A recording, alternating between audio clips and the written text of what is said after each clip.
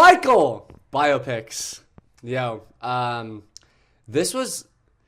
thoroughly enjoyed this.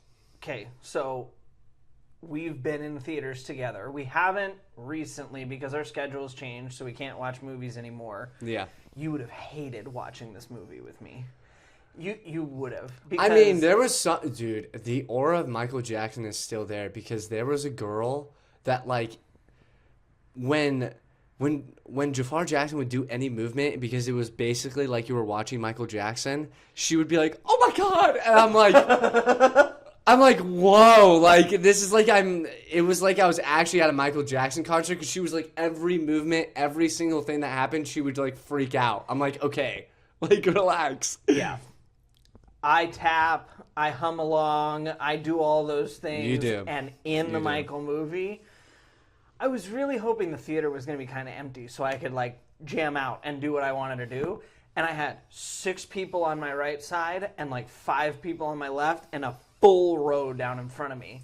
And so he's up on screen and he's dancing. I'm like, just hold still. Okay, all right, okay, here we go. Hold still. And it worked because the music was so good. The dancing was so good. Jafar's performance was so good. He embodied his cousin so well that I went and I looked at it and I was like, okay, if nothing else, because we'll talk about the things people liked and people didn't like and whatever, he needs to get looked at for just the embodiment of Michael Jackson in this movie for an Oscar nod. It's an Whether Oscar nod. Whether he wins it or not, he needs the Oscar nod, because I looked at it and my mom was a huge Michael Jackson fan when I was growing up. So I listened to all of his music from before I could walk until I was graduating high school. Yeah. Watching him on screen, it was the same kind of performances, the same feel, the same electricity that he brought, and I just went, okay, he nailed it. Yes. If nothing else in this movie, he nailed it. Even the child actor nailed it. Oh, he was amazing. The Jackson 5 scenes from his childhood and them growing up and their performances were some of my favorite songs from the whole movie. Yeah. I mean, Jackson 5 was still a big group before Michael went off on their own, and their performances were electric. I mean, they did such a good job. And I think that's the thing when you go into...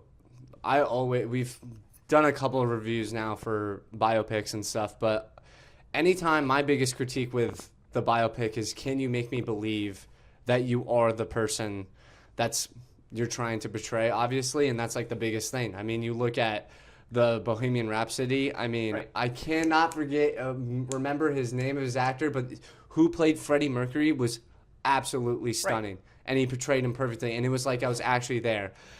I love Michael Jackson. I actually haven't listened to his, but I mean, now he's like the #1 streamed artist on Spotify, and either way, he's always in the top 10, I feel like, but the aura of the movie and just how epic it was, and to see Jafar Jackson literally kill that performance to a T, it honestly felt like I was watching Michael Jackson up there.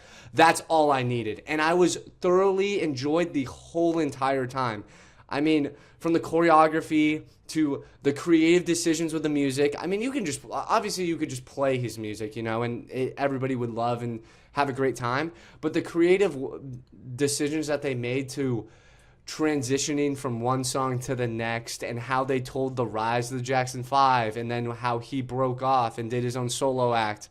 And we will go into how people didn't like how they touched on maybe like the later aspects of his career. But if you're just looking at this from the Jackson 5 and the rise of Michael as a movie on its own, it's great. I loved it because I've seen documentaries and stuff and seen his story told, but like, I love that they really, because it was really realistically what the only thing that they could like really focus on, but how they told the story of the rise of the Jackson 5 and his rise of him going solo was great and so entertaining to me. Well, and they did such a good job. I mean, like you said, they did the music in such a way that it benefited the storytelling.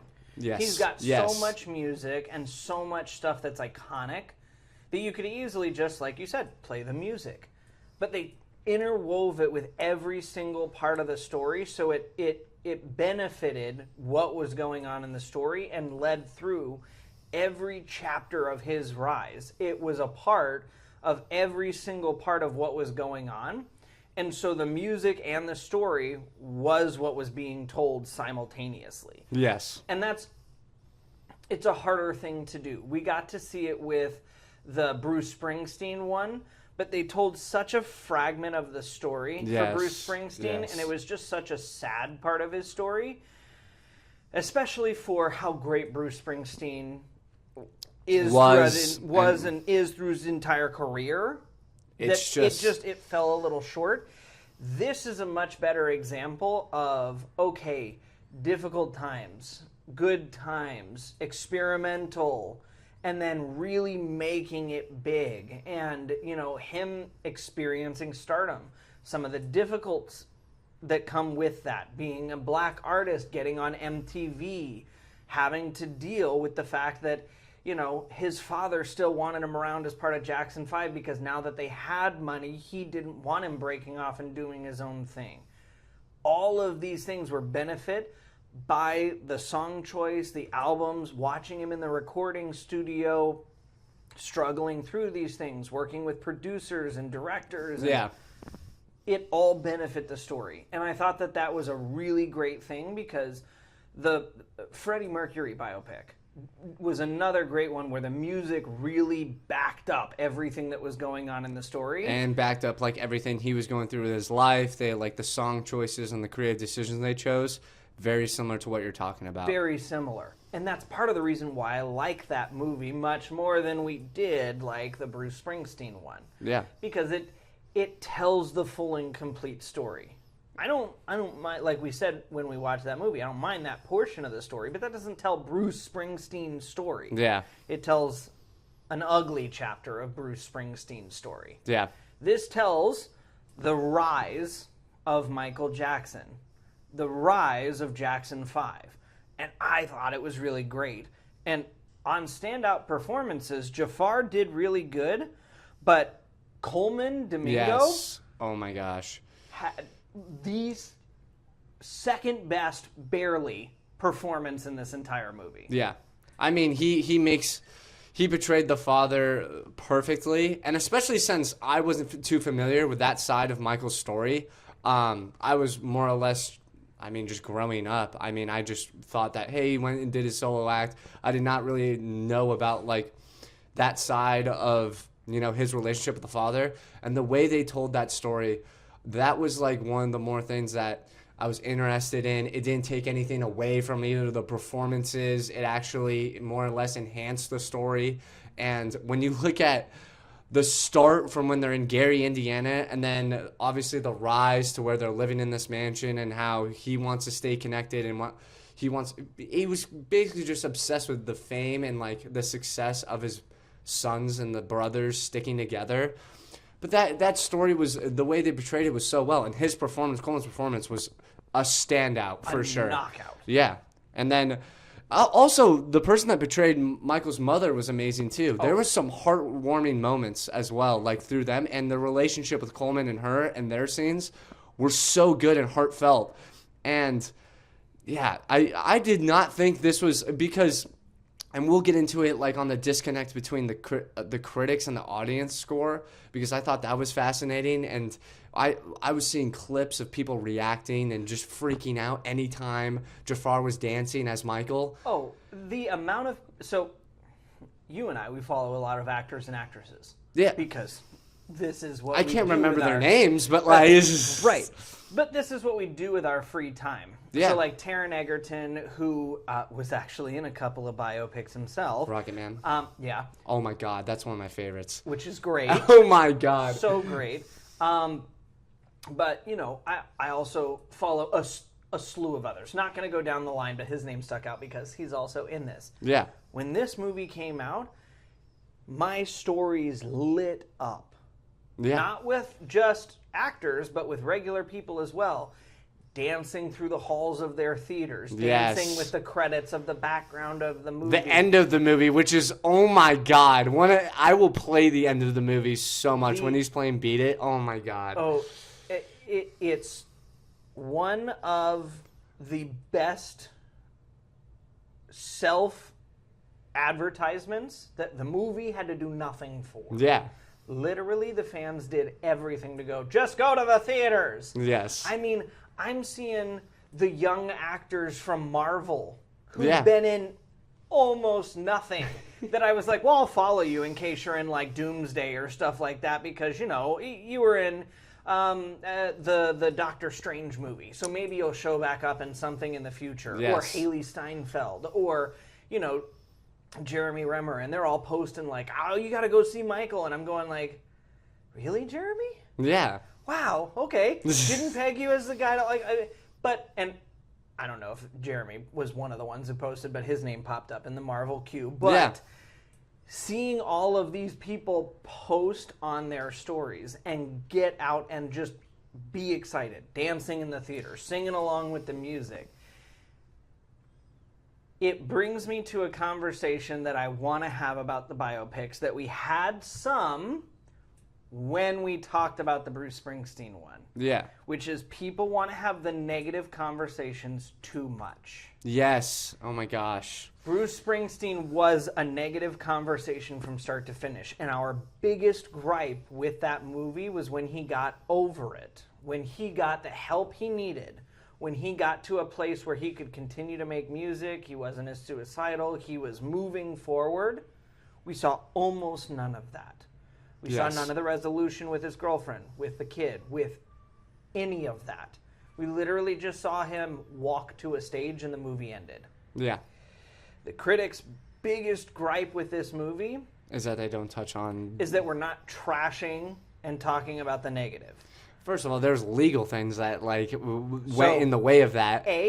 There's legal things, which is why we're not going to go into any specifics, because I'm not getting sued for defamation.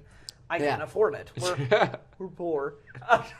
But B, it's the side of the story where I think we need to get back to the storytelling that embodies the spirit of what this movie tried to be, Yes. which was the joy, the entertainment, the happiness, the goodness of Michael Jackson and entertainers and other things like that. Because if we'd had some of the joy of Bruce Springsteen before, some of the joy of Bruce Springsteen after, and then the hardships of and life. then the hardships in between.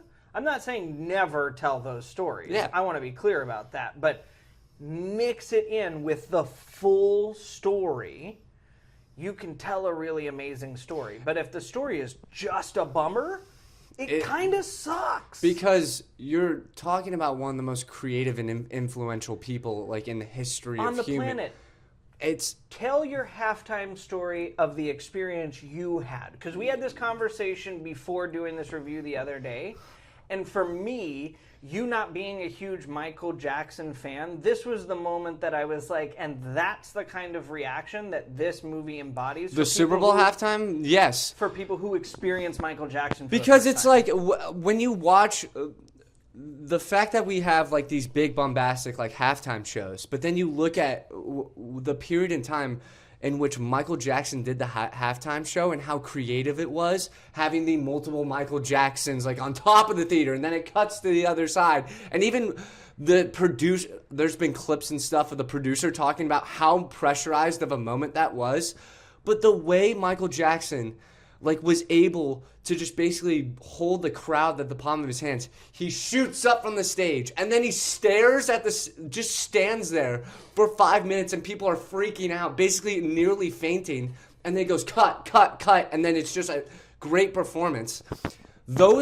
When you have that type of person, you want to be creative and have that creative reflection in your movie. That's what I want. And it's like... And that was the embodiment in this movie. It's God. So from that standpoint, it's great. This gets great remarks. Yes. And I think that's why the audience loved it, because if my mom were still around, she'd have gone to see this movie and goes, "That's the Michael Jackson I remember from when I went to go see his concert." When we put his records on the record player when we were kids, when we were watching him come up in fame when they were around. Like, that's the kind of thing that this movie was meant to represent. And so for that story that they were trying to tell, I think they did a good job. I also loved how detailed they were with his creative process. Like, yeah. And Jafar killed it, like, when it came to that. When they're in the studio, that's another thing that Bohemian Rhapsody did a great job of how, like, creative they were in the studio of, like, when they're making these, like, fantastic, iconic music pieces of the ways that they did it, how they did it, and more or less the creative vision of, like, what Michael Jackson wanted.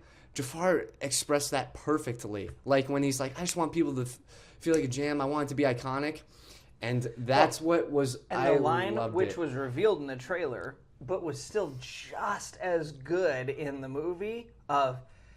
And you gotta keep your feet still. Yes, Michael. it's was just I was like, okay, that's gonna be cheesy in the movie, and then it happened in the movie, and I was like, it's not. It's not. It's so amazing. Good. It's cute and like he's moving his shoulders, and he's doing everything to hold still because that's just who Michael was as a performer. I mean, when we see him in the Jackson 5 early in the movie, I mean, he's all over the stage. He's back and forth. He's shoulders and legs. He's snapping.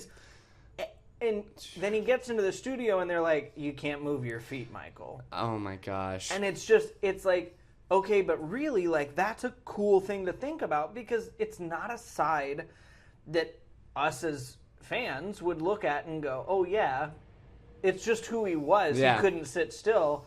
But in a recording studio, you can't be shuffling your feet around and moving. And that's something that's who he was. That's something that you don't think about.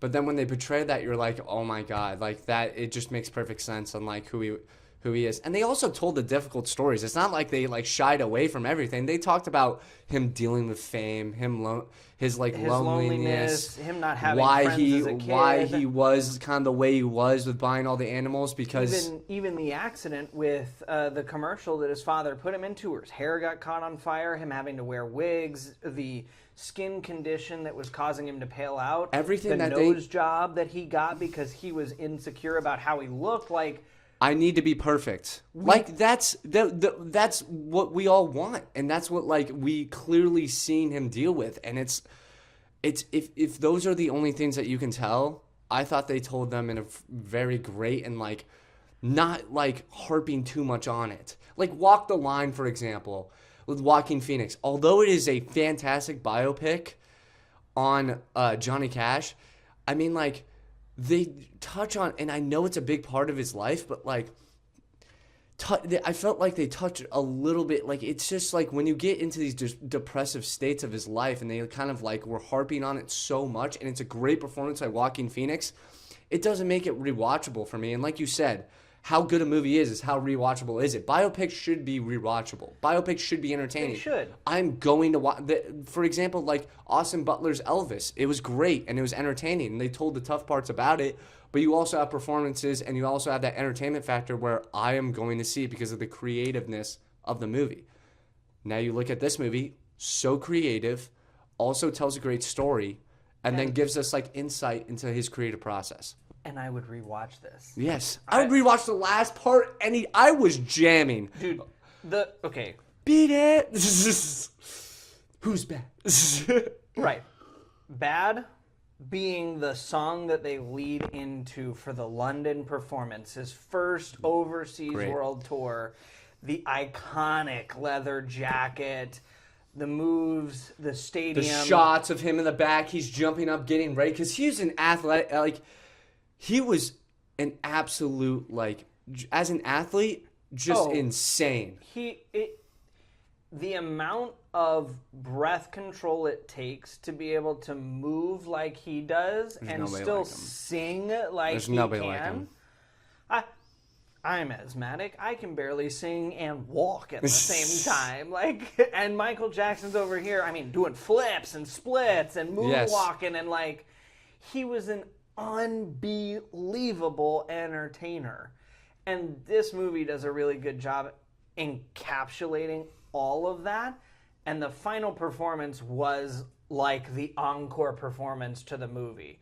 You know, hey, we finished up. Here's kind of the wrap up for his story, but wait, It was unbelievable. I'm he's still coming shocked. back out for one more, and and they did such a good job because the camera would pan to the fans, and you'd see people like passing out and having to be carried out. They captured the aura of like Michael Jackson perfectly. They did such a good job.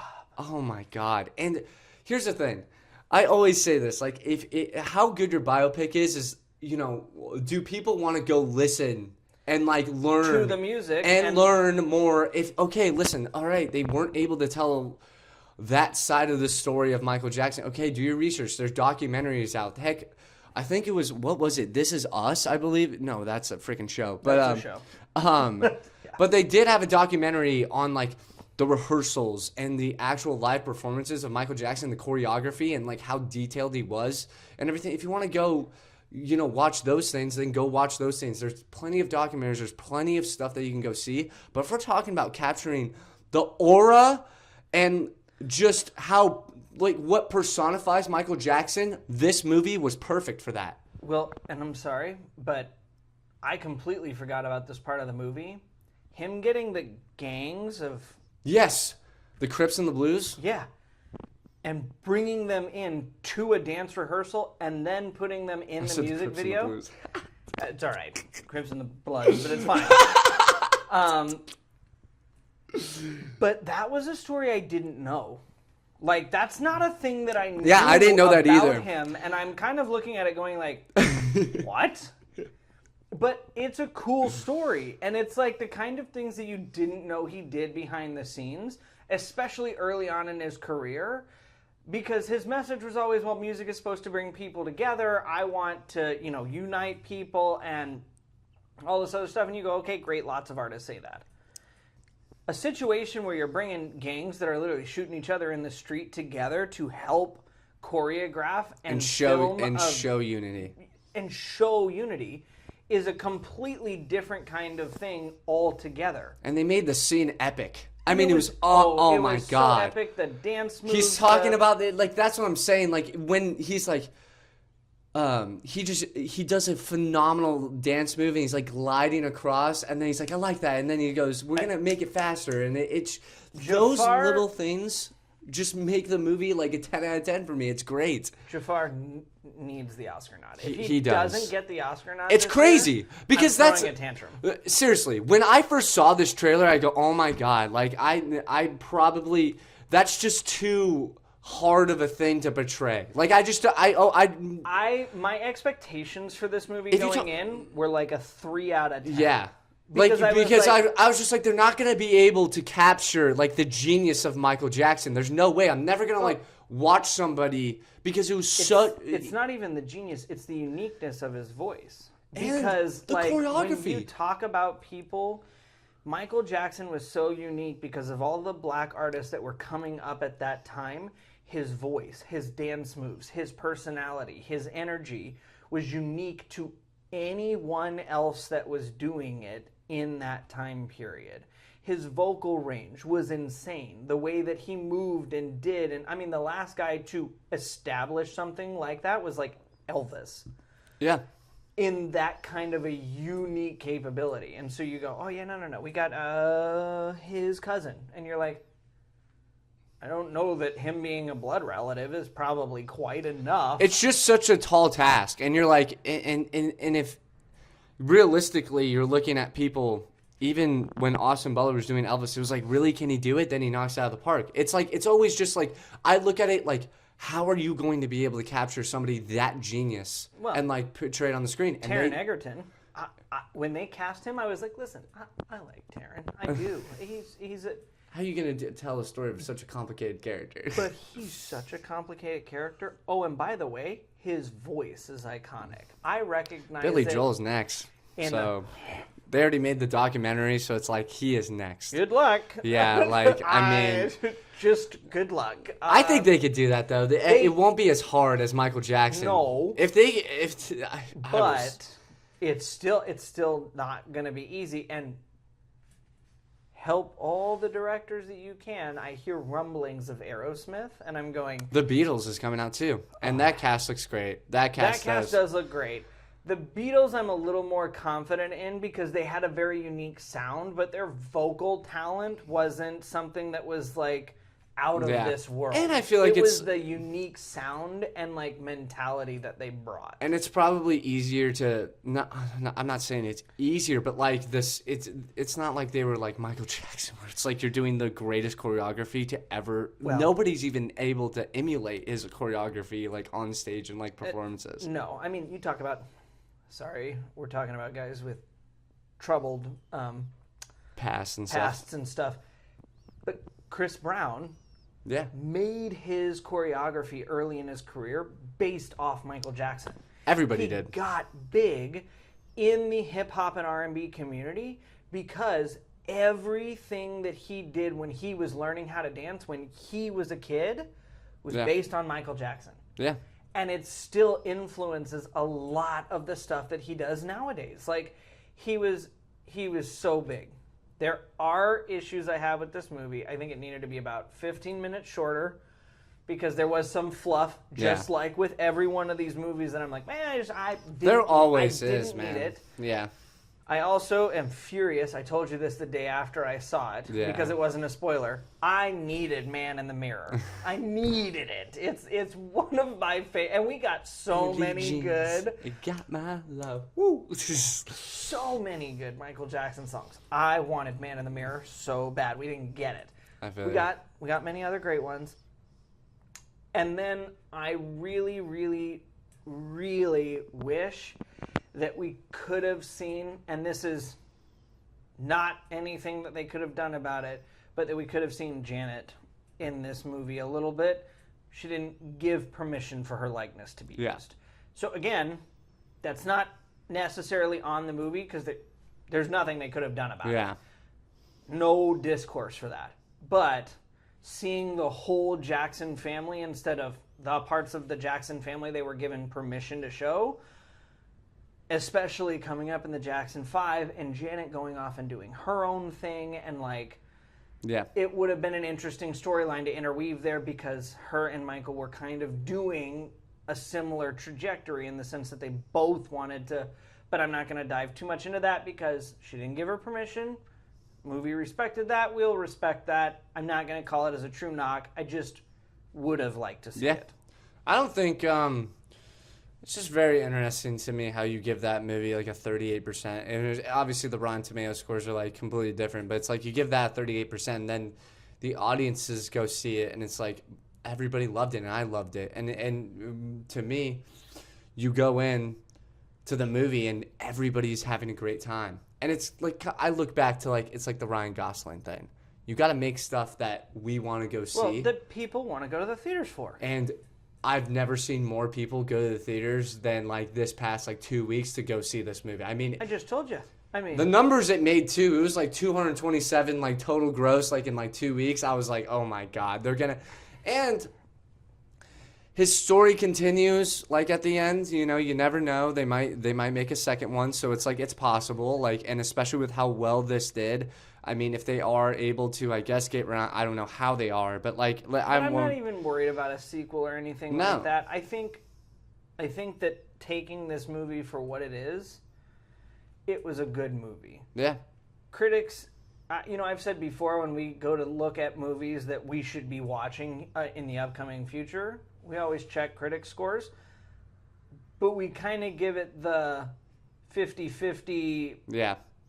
You can just tell that it's just... Because there's some movies that they give rotten scores to, and they're great movies. Yes. And there's some movies that they give great scores to that we both end up leaving the theater going, I don't see it. What are you talking about? Right. I literally, maybe a couple of good scenes, but that's about it. Right. This movie kind of sucks, actually. So it's weird. I just don't... it was something that... Critics a lot of people talked about make it. Or break. Yeah.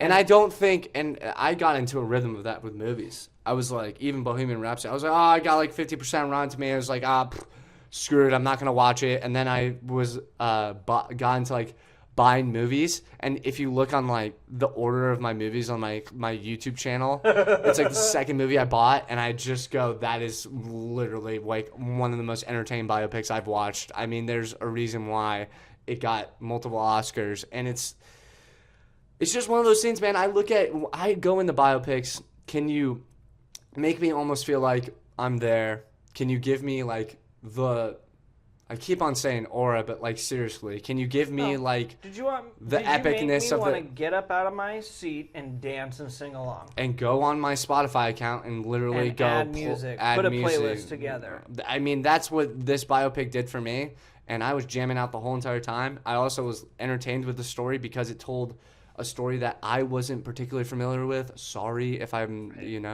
I'm not a historian of the Jackson 5, but yeah, seeing that story told from the Jackson 5, his relationship with his father, how he dealt with fame and fortune, and like why he kind of the way he was, because it makes perfect sense. He was one of the most sought after artists at like 14 years old.